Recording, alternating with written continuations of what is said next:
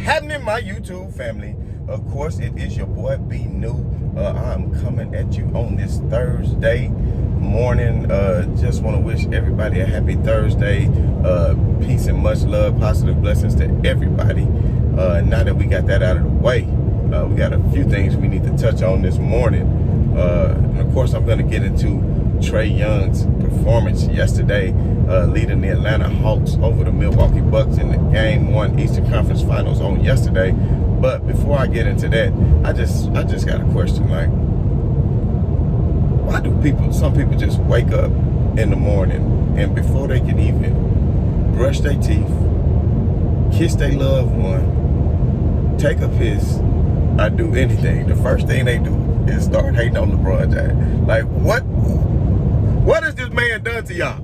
I don't understand. Oh, and then everybody, this is my favorite one. Oh, I hate his fan base. It's his fan base. Like, Jordan fan base is not as bad, like, or even worse.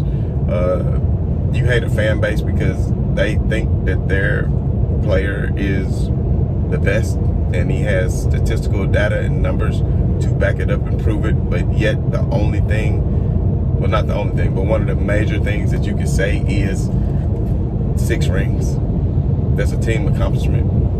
You know, people better go back and study Dr. J, Will Chamberlain, some of these players like that who didn't have 6 championship rings but were great dominant players and some of the best players of all time, which this summer I plan to get into a lot of different things, including a documentary that I mentioned to you all before. But the reason why I asked that question is because yesterday LeBron James tweeted a Drake lyric, and of course everybody had to start roasting LeBron and saying this and that, you know, saying, oh, he was saying it was a conspiracy that he's out of the league, which out of the playoffs this year, which would make absolutely no sense at all. But I think this is LeBron's way of just having a little bit of fun, so he can tweet out the lyrics, and then, you know, it's kind of cryptic to where people had to read in between the lines. But at the end of the day, I mean, if not for injuries for the Lakers, then they would probably be in the Western Conference Finals right now. So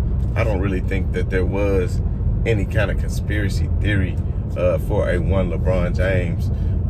And I don't think that's what he was really alluding to, because he knows that's not the case, because you can't conspire to have a growing pool for Anthony Davis. So people, please just stop, man. Just let this man live. Let this man live. And I guarantee you, by him not going to the Olympics this summer and getting his full rest and recovery period, we're going to have some conversations around October, November next year when the Lakers take off. And at the end of the day, if the Phoenix Suns are the ones to eventually win the championship this year, how does that look for LeBron James? You could say, well, look at that team. You know, they went on, swept the Denver Nuggets, might mess around and sweep the Clippers, and then mess around and who knows what they can do in the finals. So, yes, and I'm writing the Clippers off unless Kawhi coming back. I know they had a valiant effort the other night, but I just don't see it happening, especially with if Chris Paul comes back, which from what I hear, all fingers are pointing that Chris Paul will be back in action tonight, returning from health and safety protocol. If you know any different, then please put it in the comments and share the link as well. But like I said, Phoenix is definitely going to win that series. But not only that, that would look better for LeBron. Not legacy. I mean, it was a first round exit and everything for him and the Lakers. But at the end of the day, sometimes it's better the team that you lost to are the eventual champs. Now, the team that Kevin Durant and the Nets lost to when he had to suffer and play through injured players, the Milwaukee Bucks, they might mess around and not even beat the Atlanta Hawks. And I said in my video yesterday that the Atlanta Hawks, I picked the Bucks to win the series, if I'm not mistaken. If I had to put money on it, is what I said. But in my heart, I was thinking that it could be the Hawks. And the Hawks, you know, they played the Knicks in the first round, which, no knock on the Knicks, but that just wasn't, you know, the highest level of competition. You understand what I'm saying? And I know they talked a lot of trash to the Knicks, you know, Capella and everybody else. So they start to build confidence. And then the Philadelphia 76ers, that series, I won't lie and say that didn't surprise me, going into the series. But throughout the series, I had absolute faith in them. But the thing about it is, Trae Young said something very interesting last night. And what he said was he really enjoys playing on the road. Now, if you think back to Spike Lee, he took the bow. He took a bow and said, that's what you do on Broadway. That's what you do in New York.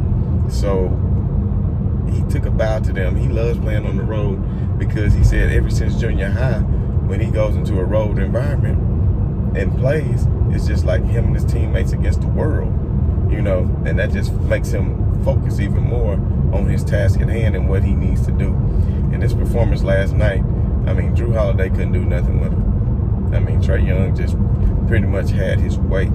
And I didn't really see any major adjustments being made throughout the course of the game. Let's just see, what Budenhauser, whatever the hell his name is, comes up with. But the way he was looking, he was thinking, damn, the way he looked on the bench last night in the waning moments of that game, he was looking like, oh my God, I thought I had a trip to the finals because we beat Philly, underestimating Atlanta. But Atlanta's thirsty. They hungry for this shit. They want it, And I remember at the beginning of the season, they got out the gate slow and fired their coach. And Nate McMillan is taking over. And Nate McMillan doesn't even have his own coaching staff. He's left with the leftover coaching staff. He's an interim coach right now. And he has his team in the Eastern Conference Finals. What the hell has Doc Rivers done? What kind of adjustments was Doc Rivers making? But everybody wants to put the blame on Ben Simmons. And I heard Skip Bayless' argument. And, for the first time ever, I actually feel like I may agree with Skip Bayless somewhat. And I do say somewhat.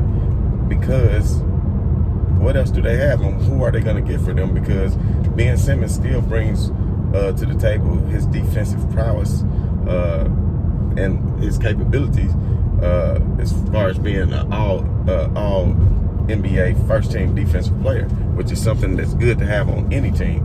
And I know a lot of people saying he can't develop a shot, but there's different ways if you had a better coach who could put them in position to win. I could think of some good teams that would be great fit for Ben Simmons, kind of like, let's say you teamed them up in the backcourt with a Dame Dollar in Portland. Because Dame going to give you the offense and Ben going to give you the defense you need, and he's going to give you just the right amount of offense that he needs to, and then you surround him with a couple of more shooters. I think that would be a deadly backcourt combo for Portland because CJ McCullough, they've had quite a bit of time together to get it done, and it's just not going to happen. And there's no knock on CJ McCullough. He's a hell of a player, but that's not what he needs with Dame. Dame can do all the scoring and do the heavy lifting. CJ McCullough chipping in, but we know defense wins championships, and that's something that the Portland Trailblazers will never have unless they surround Dame with somebody better. And that's why I said that would be a good matchup, a good lineup to get Ben Simmons there. And then with CJ McCullough going to Philadelphia, then that would be perfect because they need the shooting.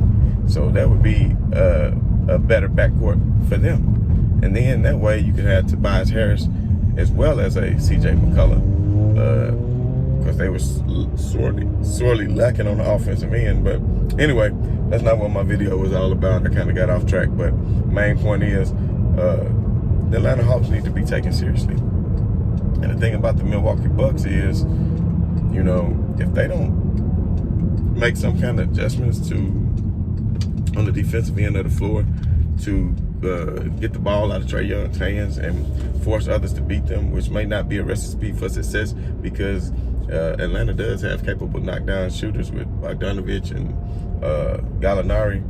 And what's my guy name? Playing hella ball right now. So I just got to give it up to Atlanta. I'm not taking anything from them at all. And one thing I did want to touch on that I meant to speak on in the introduction just came back to my head was that of everybody saying how these ratings are so much better now that LeBron's gone. That's what I'm saying. Why y'all waking up out of bed just hating on LeBron James and the TV ratings and saying that's the reason why? Do y'all not know they're talking about that the ratings are up from last year? The bubble was the lowest rated NBA playoffs of all time. And it didn't have anything to do with LeBron James. He's been in the playoffs every year, in the finals every year with high ratings. So now all of a sudden it's low. Sports across America was low because when you watch a game, you like fan interaction. I'm not even gonna lie. Watching the bubble games without the fans there is just not as exciting. And a lot of people just tuned out sports. And all these people who say, well, people at home, they're in the pandemic, they can't what? Man, trust me, people started doing other things and weren't really as interested in it. So I'm gonna come back with the actual statistics, but I'm telling you, I know for a fact that all of sports, even the hockey and everybody else, the ratings were down across the board last year during the pandemic for the playoffs. So now that we got fans back, and plus we got game sevens, that's very exciting. Let's take that into account. LeBron James was just sweeping people out of there. Gentlemen sweep Portland, gentlemen sweep Houston. You understand what I'm saying? So how exciting is that to watch when it's not a high level of competition? I mean, that's what's bringing things to the forefront as far as that is because these game sevens are a lot more competitive. So of course people are going to tune in because to me, there's nothing better in sports than an NBA game seven. I'm just going to be real with it because NFL playoff games are good. And of course, March Madness is good because you lose once and you're gone. But it's nothing like a 7-game series because if you get to game 7, that means it's already been a hell of a battle. So now it's winner take all. And to me, there's nothing better in sports than that. And I think that's due to the increase of rates too. So all you smooth brain ass people, start using your brains. Put some wrinkles in them a little bit. But anyway, it's been a crazy day. I got a lot to do and I didn't really have a whole lot of time. Hopefully I'll come back this evening because I got a lot of thoughts on my mind that I still need to share in regards to the game tonight and some other news and notes regarding some trade rumors with the Los Angeles Lakers. And we will touch on that this evening or on tomorrow's show. But as always, this been your boy B New. I'm saying right on to the real and much love to the haters. I'm out.